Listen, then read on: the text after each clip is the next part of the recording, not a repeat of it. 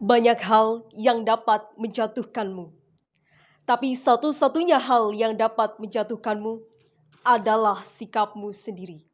Raden Ajeng Kartini. Assalamualaikum warahmatullahi wabarakatuh. Selamat siang dan salam sejahtera untuk kita semua. Yang terhormat Dewan Juri, yang saya hormati dan saya banggakan seluruh pemuda Indonesia. Alhamdulillah, puji syukur atas kehadirat Allah Subhanahu wa Ta'ala yang telah melimpahkan kenikmatan kepada kita yang tidak dapat kita hitung. Salawat dan salam semoga tetap tercurah kepada junjungan kita Nabi besar Muhammad Sallallahu Alaihi Wasallam, sang revolusioner sejati yang telah merobek-robek panji-panji kekafiran di zaman jahiliyah dan telah mengobarkan panji-panji keislaman di zaman yang penuh dengan kemuliaan. Pada kesempatan kali ini, perkenalkan saya Iva Apriliana akan menyampaikan pidato yang berjudul Rasa Malu dalam Konteks Positivisme Berbangsa dan Bernegara.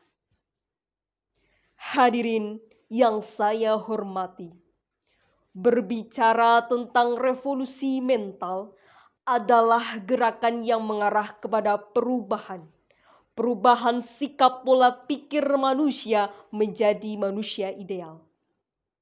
Menjadi manusia Indonesia yang ideal, salah satu cita-cita yang harus kita wujudkan bersama.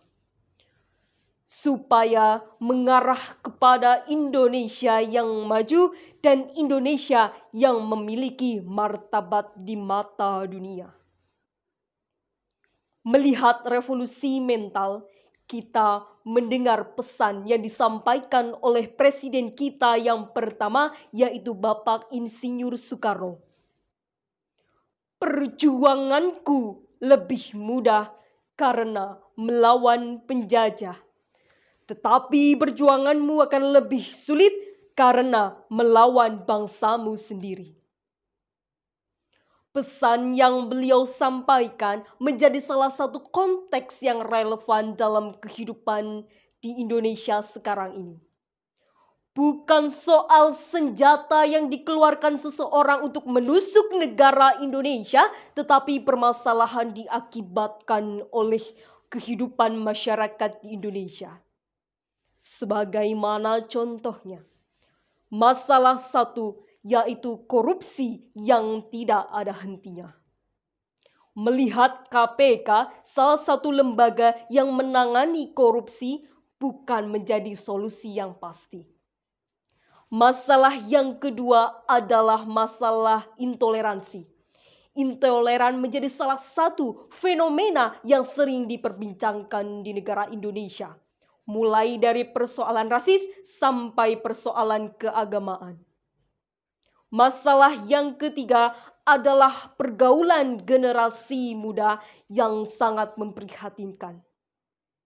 Bagaimana dengan kita sebagai generasi muda? Kita melihat media, banyak wajah-wajah cantik dan ganteng diperlihatkan bukan karena prestasi, tetapi karena permasalahan. Seperti narkoba, pemerkosaan, pembunuhan, tindak kriminal, bahkan korupsi di mana-mana. Melihat korupsi telah dilakukan oleh orang-orang terdahulu dan para senior yang ada di Indonesia. Padahal sejatinya seorang senior harus berpacu pada slogan Ingarso sung tulado, Ingmadyo mangunkarso, tuturi handayani.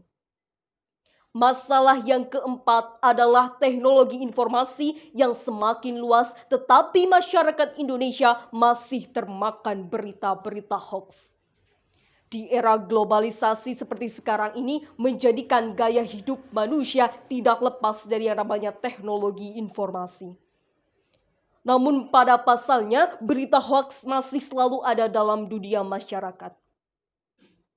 Penyampaian berita dengan media sangatlah cepat dengan menggunakan via WhatsApp, Telegram, YouTube, website, dan lain sebagainya.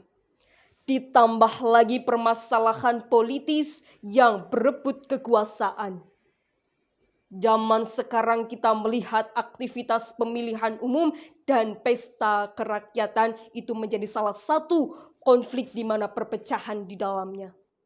Apalagi di dalamnya ditambahkan dengan bumbu-bumbu berita hoax sehingga suasana menjadi panas. Padahal sejatinya seorang politis harus memiliki sikap yang dewasa. Hadirin yang saya hormati, melihat dari berbagai fakta yang saya sampaikan, kita sebagai generasi muda harus mampu berpikir semangat untuk perubahan revolusi mental. Revolusi mental sekarang harus dipublikasikan, harus dipropagandakan secara masif.